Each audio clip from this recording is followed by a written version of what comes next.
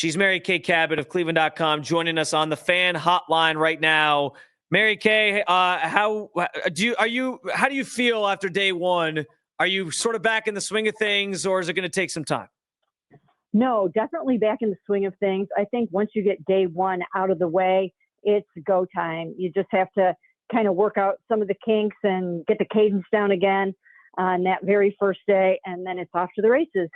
Did you like, Mary Kay? This is a very, not a deep question here to start us off, but Danny and I were just sort of riffing about the helmet reveal and everything and how we thought about it. What did you think of the Browns all brown uniform and the rollout of it yesterday?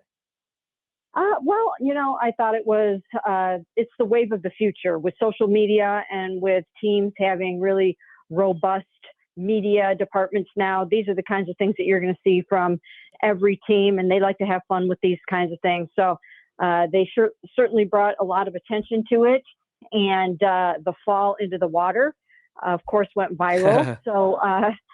So yeah, I think they did a nice job with it. That's what I said. It was a success for that reason, Danny. I mean, all eyes were on it. Mary Kay, I think the best part was still the mascot throwing a life vest to the guy who fell in the water. Like that was the best part of the marketing from this whole entire thing.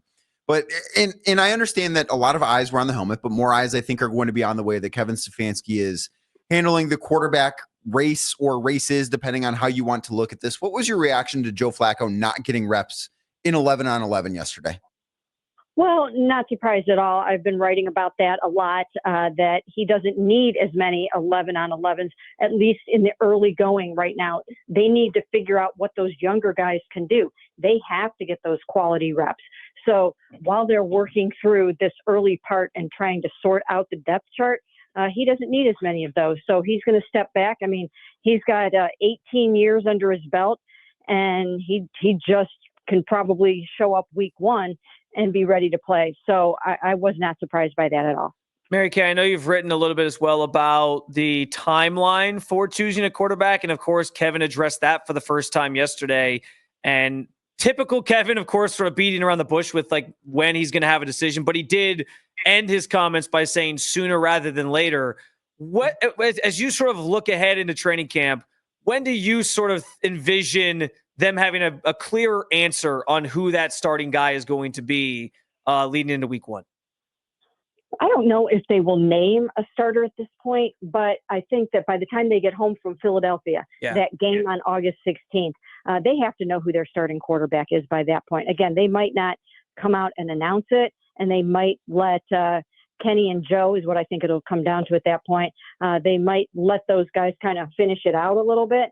But I think by that point, they'll have it narrowed down pretty well. I think one of the interesting things from Kevin Stefanski yesterday was the fact that he said after these first 4 days of camp, where they're kind of two-spotting and doing some of the same things they did during minicamp, after these first 4 days, he will huddle up with Tommy Rees, the offensive coordinator, Bill Musgrave, the quarterback's coach, and reevaluate how they're going to do things after this little 4-day period. They have Sunday off, and then they will come back on Monday. And maybe there will be a little bit of a different vibe to it. We'll have to see about that. But I think they have to move quickly. I don't think you can spend a whole bunch of camp in a four-way quarterback competition. It's not sustainable. You have to get your main guys ready to play. Do you think it is a legitimate four-way quarterback competition, or do you think it's a two-man competition for the starting job, and then Shedeur and Dylan Gabriel are competing for that number 3 spot? Well, right now, I think we can call it a four-way competition, but I don't know that we will be able to call it that very much longer, or at least I don't think they should be calling it that very much longer, because you just cannot spend those valuable starting reps and those 11-on-11 reps on a guy who's not going to be playing.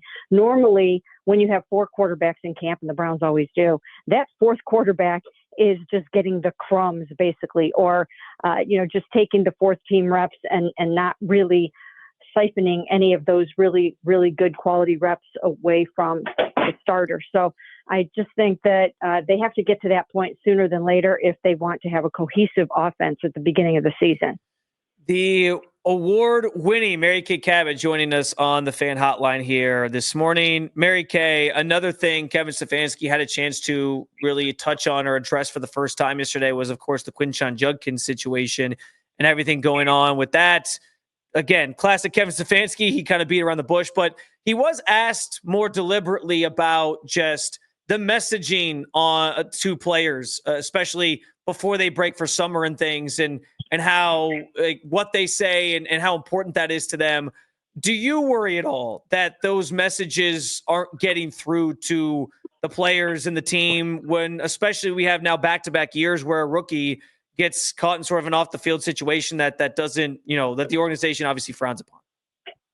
Well, the important thing that he said, in addition to that, is the fact that they will continue their efforts to educate players. And each of the last 2 years, they've brought in speakers. They've gone above and beyond the call of duty to try to make sure that they are educating their players on this topic.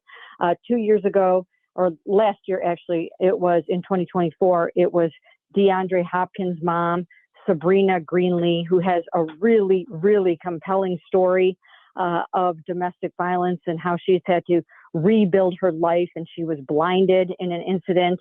And if you get a chance I wrote a story about it, and she's also got a whole YouTube video out there when she came and talked to the Browns last year. Very powerful, very compelling. And then this year they had Lisa Friel, the NFL's special counsel for investigation, who handles domestic violence incidents, in to talk to the players. So they are going above and beyond the call of duty. And when you look at each of the last two incidents, these guys were new to the NFL. They had just come out of college. And I don't recall there being, unless somehow it's just not something that you can find, I don't think that they had really any of those incidents in their past. Now, Mike Hall did have one minor incident with his fiance, but it wasn't, something where he got charged with anything or anything like that. But they're trying, and they know that they have to work harder in this space. Do we have a timeline for any sort of resolution on the Judkins situation? Right now, no, but we will be talking to Andrew Berry today, and maybe he can shed a little bit more light on the situation. As of right now, no, I think the Browns are really investigating. I know the NFL is investigating, and everybody just wants to make sure that they have all of the information they need before they make any kind of a decision here. And do you think that him not being signed, and I know that the reason he was not signed originally had nothing to do with any sort of off the field situation, because none of the second round draft picks really signed until very late. But do you think the fact that he has not signed a contract could complicate things even further? Well, he has not signed the contract because of this situation now. So it's not like they're at the negotiating table and they just can't get this figured out. The numbers are going to be what they are. That's not the problem. The issue is, right now, the Browns wanted him to focus on football, and the Browns wanted him to focus on his domestic incident. They want to focus on his domestic incident, and getting that contract signed and getting him into camp was not the number one priority at this moment. I'm sure they recognize that handing him $11 million, potentially all guaranteed right now in this moment while this is happening, it just probably wasn't going to be a very good situation for anybody. Mary Kay Cabot, again, joining us here on the show this morning. More on the field standpoint with the running back situation, Mary Kay, and Quinshon Judkins' absence. Do you think the Browns at some point will look to add to this depth chart? We know they like having a number of bodies, especially during camp, in a number of different rooms, but especially that one. Is that something you think is going to be on the table for them once they maybe get more of a clear indication of what's going to happen? Yeah, that will definitely be an option. They will have their eyes peeled for other running backs. And right now, Jerome Ford has a minor injury, so they're probably going to have to go out and get another running back unless Jerome is back by today or tomorrow or something like that. But as of right now, they really do need some help in that area. And again, we just don't know exactly when Quinshon will be back.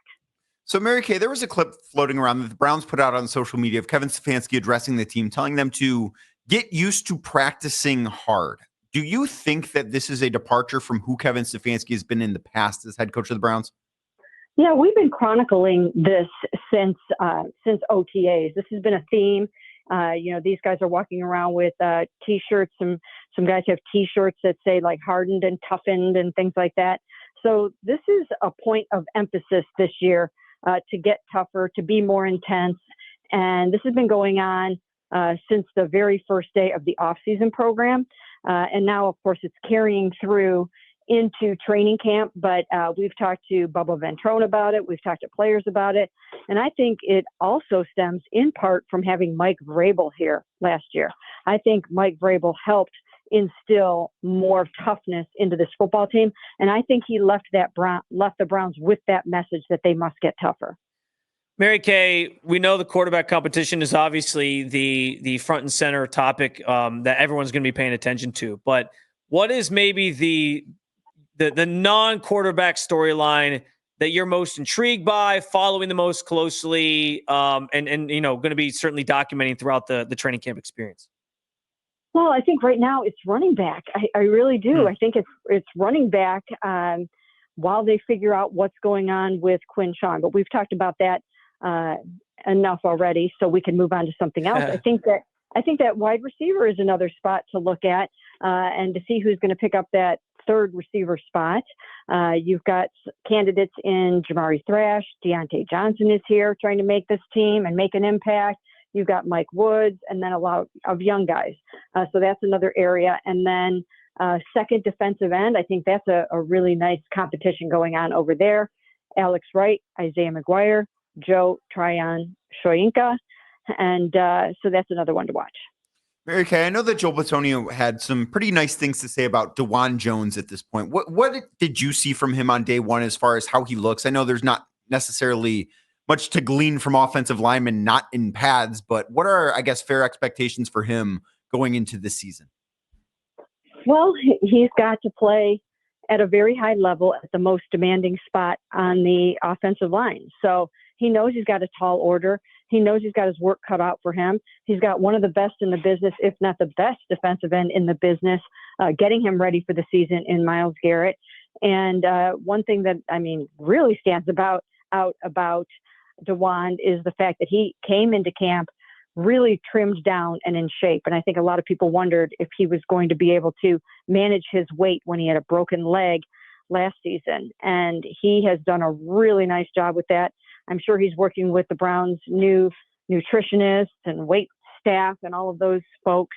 And they've done a really, really nice job getting him ready. Mary Kay, we'll get you out of here with this one. We talked about maybe needing to add to the running back room. Given some of the inexperience at the wide receiver room, and obviously they're going to sort through a number of the guys that you mentioned to sort of figure out maybe who works in the slot or whatever. But we also know last year, Andrew Berry was pretty active in maybe trying to trade for a wide receiver, most notably Brandon Ayuk. Do you think that adding a wide receiver could be something on the menu for this team throughout the next month or so? I'm not feeling that as much as I did last offseason. I'm really not right now. And that is because I think that they're looking at the pass catching core more globally this year. They're going to be in 2 tight ends or 12 personnel a lot more this season. So they will be using David Njoku, Harold Fannin. They're not going to be in 3 wides anywhere near as much as they were last year. So right now, this year, going out and spending big money on another wide receiver, I don't think it's a high priority. If something presents itself, they won't pass up a great opportunity, but I don't think they're out there clamoring for it right now. She's Mary Kay Cabot, Cleveland.com. Follow her on X if you don't already. Mary Kay Cabot. Mary Kay, we always appreciate the time and the insights, and I will catch you over in Berea here in a little bit. Sounds good. See you later. See you, Mary Kay. Good stuff on the fan hotline from Mary Kay Cabot. She was tremendous per usual. Grateful for her time.